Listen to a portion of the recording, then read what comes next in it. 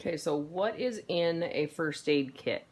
Now, keep in mind, I'm a veterinary technician by trade, so therefore I probably have more things in my dog first aid kit than what most people have.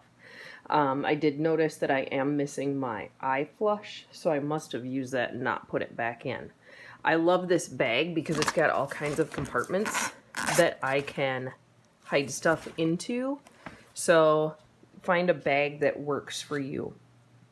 I like this because it's a collapsible water dish, because you never know when you're going to need that. Leashes, because you will always need leashes. Poop bags. These are little pad slippers. So most of the time when we're out in the field, the dogs actually wear off their pad or they get it caught on something. So this is nice to have some sort of protection if they do that. And as you can see, they're disposable. They are reusable. They're a leather, so they do stay on. They can't stay on long, though, because they are, or not leather, but plastic. So it does hold in the moisture, and we all know that they sweat through their feet. Now, one thing is I always send my first aid kit with my husband when he goes hunting, but he has no clue what the medications are used for and how often. So I have to write that out and make sure that he knows what that is. Having a hemostat in your bag is most important because you never know when you're going to have to pick something out, especially porcupine quills. Vaseline really helps in kind of loosening things up, as well as having an extra comb in there. Now again, I'm a technician, so I have some other stuff like lidocaine jelly in case there is something that we need to numb up to help. I have different bandaging material. Putting in a liquid Band-Aid is probably one of the most useful things that I have had, because at least it gives you some sort of protection until you can get your dog into the vet. I have different tape, so I have the super sticky, I have the Elasticon. I also have a can of dog food in there because you never know when you're going to need something. And I like the pop top, so that way you can open it easily. Now, in here is a bunch of like wound management stuff. So I do have some Novosan solution. I have some anti-itch cream. I have powder. I actually have a little bottle of hydrogen peroxide because you never know when you're going to need that either. I have a small bottle of the Novosan scrub, so that way you can scrub it. I have another powder in there. I have gloves in there, so if you haven't thought about gloves, gloves are also another good thing. I have Coflex, because that's bandage material that you can put on easily. There's gauze pads as well as the non-stick Telfa pad. I also have some Stop Bleeding Fast kits. Now, thankfully, I've never, ever, ever had to use these, but I definitely want it in there in case something were to happen.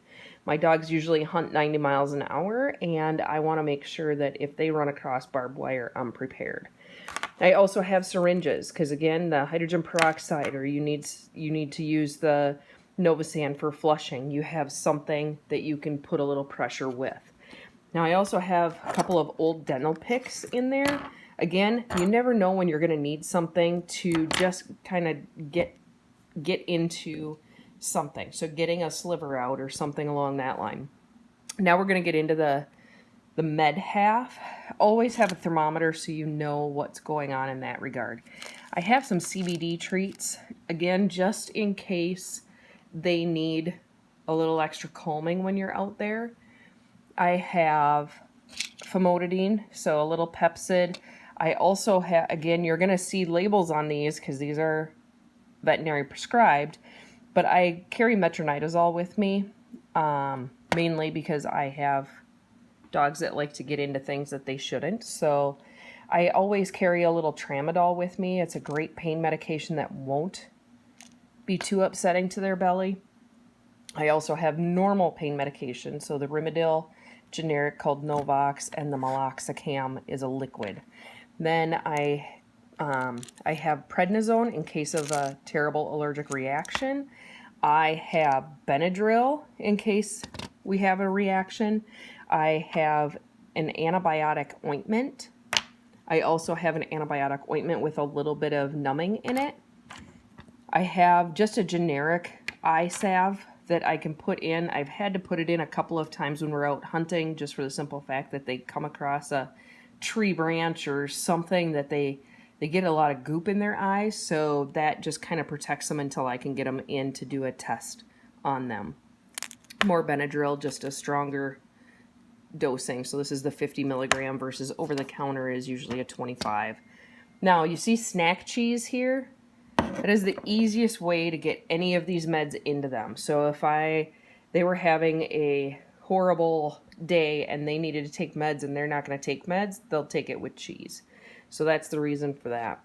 Now again, I have hunting dogs, so I have orange vests to put on them so that way they have the ability to be seen at all times as well.